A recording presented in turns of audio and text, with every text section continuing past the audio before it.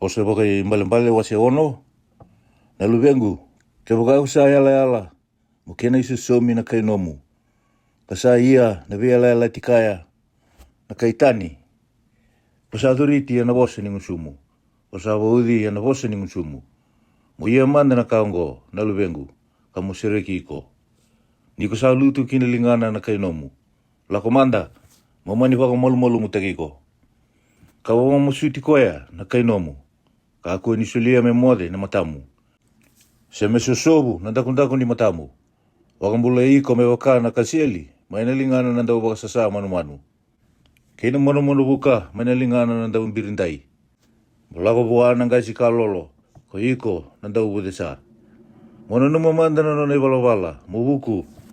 Sasya ngayon dua metimberi koya. Se pakareda se lewa buwa. Ia sa warauta na kena e na hulay kata. Ako muna na kena kakana e na hulay matua. E wakaiwei na kena dinde na namumode. Ko iko na daw budesa. Kono duri ni naida may na namumode. E wakalaylay tali na mode. Wakalaylay na susobu. Wakalaylay na rongo beinu me mode. Ia na numu wakandabundabu ataki. E nalakumaya me wakana daw lakotu. Ina numu biakara tiko me wakana tamate walu. Katamata wale, iyo, nandaw takata. Sa wala tiko kokoe, nungu sutakelo. Sa sauriba, matana, sa vosa tiko abana. Sa babubuli, ingangalo nilingana. Sa tiko lambana nakabebe, sa wana nanuda tiko nga. Kokoe ado, wakinda dala kino buwana kada. Musuki wakinda dala kokoe. Kasianga ni wambulai.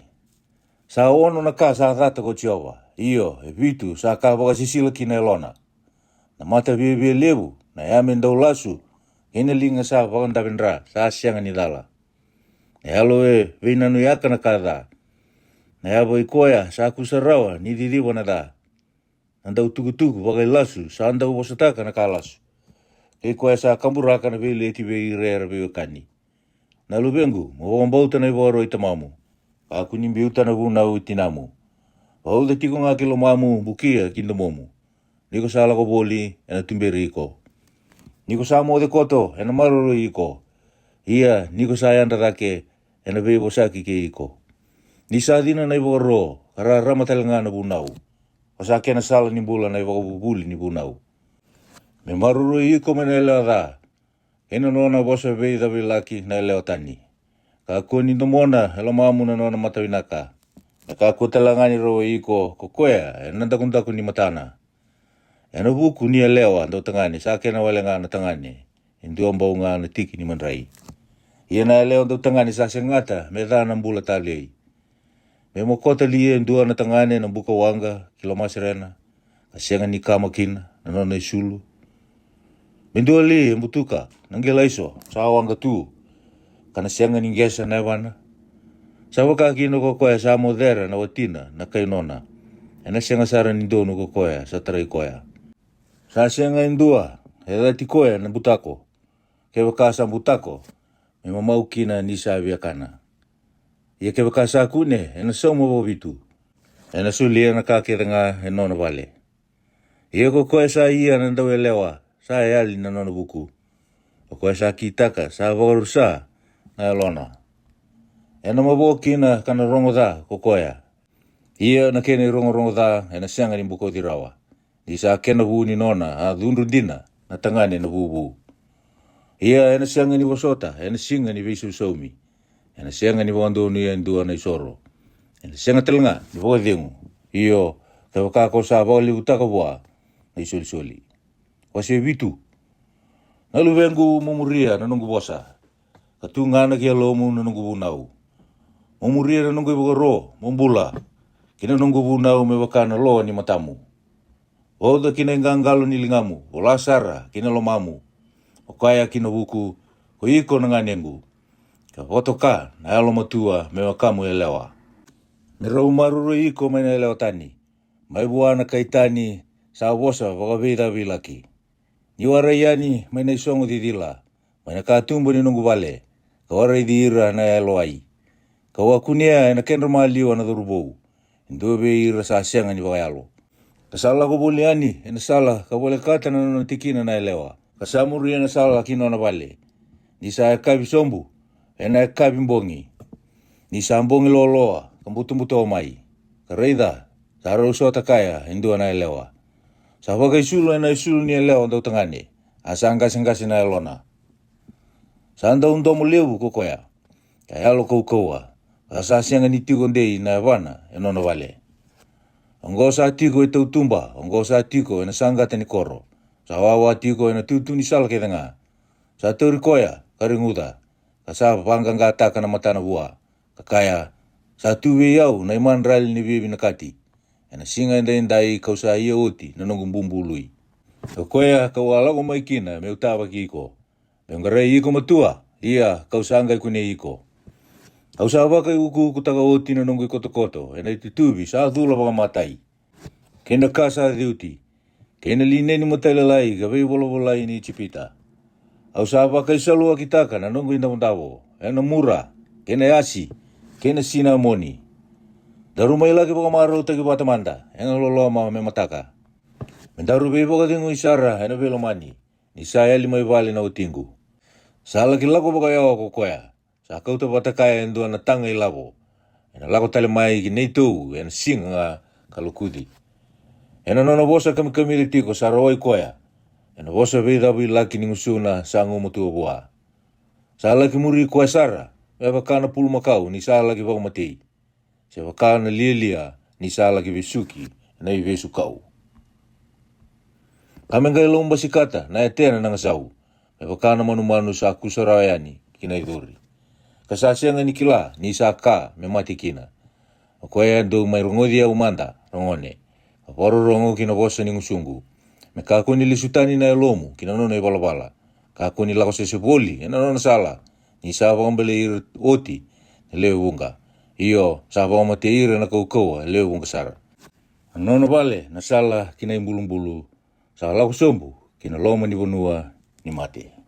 Wase walu. Sanda ukati ko buku, sesengai. Kanda utambalaka na domona, koya lo matua. Satu ena ndala ni tikena dedere, ena bati ni sala, ena kena basonga ni sala. Ena mata-mata ni koro, ena iduru-duru kina koro. Ena mata ni katumba, sanda ubu na uko koya, kakaya. Hausa kadi wiki mundou, iya kausa wosa yani wiki mundou, na luwe ni tamata. Ko iki mundou kasianga ni buku, do kila amanda na buku. Iki mundou na lia-lia, ndo yalo matua mai. Dorongoda ni usaha bosataka na kabinaka. Ia, na tembe ni ngusungu ni sa andalanga, ena tukuna na kandundonu. Ina bosataka na kandina na ngusungu. Ia na dha sa kabo sisila, kina tembe ni ngusungu. Sa andundonu kerenga na bosa ni ngusungu. Sa sianga kina na ka, vere-verea, seta kelo. Sa madala kerenga buana yalo matua.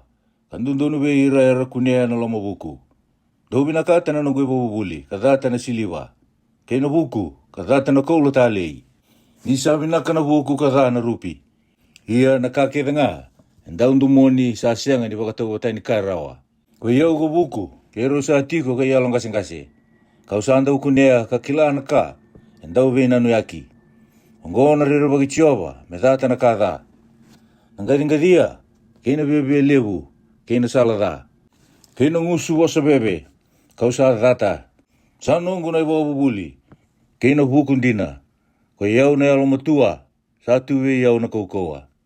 Sa iau nga erumbuli kina na tui, kare lewa wakundundunu kina ko ira na turanga ni lewa. Sa iau nga era ia kina na lewa na turanga, ira na tamata turanga, iyo ko ira kerenga na turanga ni lewa, buru-bura.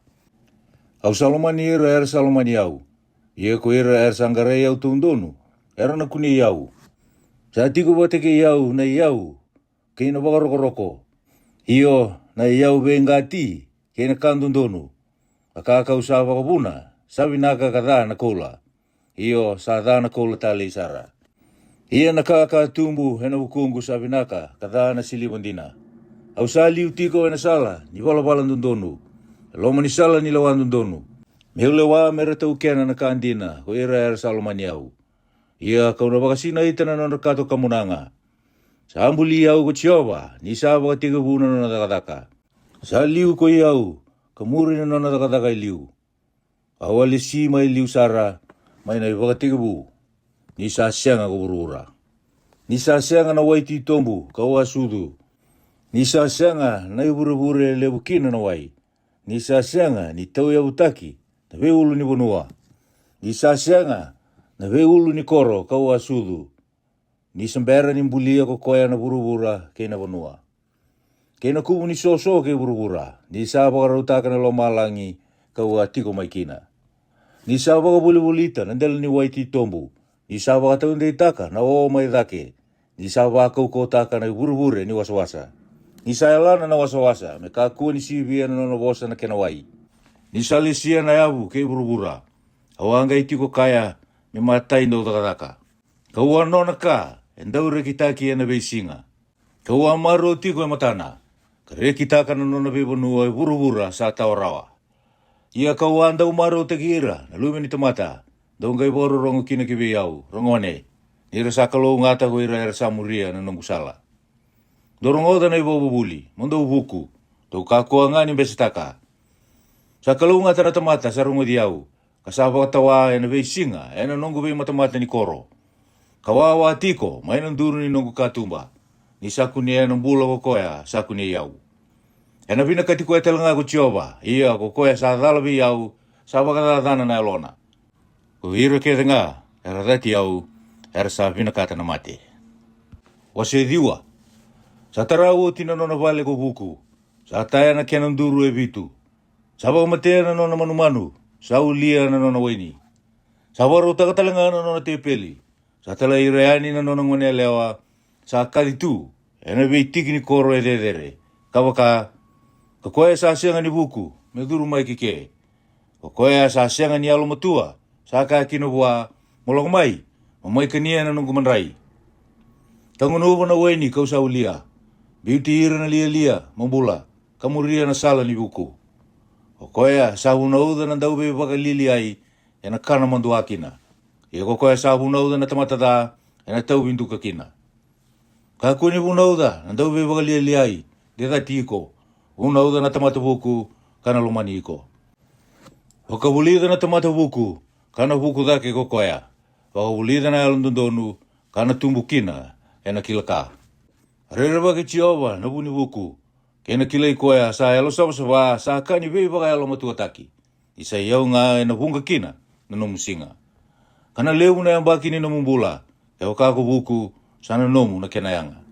Ia ke wakako sambeda, a kemundondo nga na kena isau. Na ele walia sa anda undo mulebu, sa elo wai kasianga na kai kila. Kasanda utiko mena katumbo ni nona vale. Ena itika tiko ena vei tiki ni koro e dedere. Me kativi ira era lago bondo tu. Ena nonre lako. Kokoya sa asianga ni buku. Me duru mai kike. Ia kokoya sa asianga ni alo matua. Sa kaya kina bua. Na wai embuto kodi. Sa kamida. Ina manrai sa kanilo. Sa kabinaka. Kasale dabo kokoya. Ni retiko mai kia koira na mate. Ia koira era ndau tiko kaya. Era sa lewe ni mbulu-mbulu. Wase chini. Kabosa bagai mbale-mbale Solomoni. Angone buku sabuni reki vitamana. Ia nangone lia sabuni rarawa vitinana. Ayau ni da sa sianga nianga. Ia nadakan tondonu sa kani viva umbulai maina mate. Ko Jehova ena sianga ni laiwa na elona na alon tondonu mebiakana. Ia sambi tatani na nonre yau na tamatada. Sanandrobu mai kokoe sa kuku de. Ia kokoe sa kuku matua sana butu ni au kina. Kokoe sa kumuna ena hulai kata-kata. Sa ngone buku. Ia kokoe sa andau mode na bulai mango. Sa ngone biwa mandu ataki. Sa wosa ni biwa kalugataki sana tau. Kina uluna na alon tondonu. Ia na musuna na tamatada na tamonaki. Ena iwala-wala kukoa. A kenre na numi na alon tondonu sa kani biwa kalugataki. Ia na adana na iwala-wala da. Ena lusanga. Kokoe sa aloma buku ena bombauta na bunau. Ia na lilia andau bosa. Ena balenga. Kokoe sa alago bondo donu sa alago donu. Ia kokoe sa boga bebetaka. Nanona ilako lako hena kilai. Kokoe sa katariba ena matana. Sa boga yado kararawa. Ia na lilia andau bosa ena balenga. Angusuna na alon donu. Sa andua na mate ni waimbula. Ia na ngusuna na tamata da. Ena tamonaki ena iwala-wala kukoa. Vidati sa kai tumbukina na vileti. Ia sa umbia na wala da kerenga na loloma. Ena tembe ni ngusuna na alo matua sa kune kina na wuku. Ia ena tau na kuita kina nda kuna na alo ai.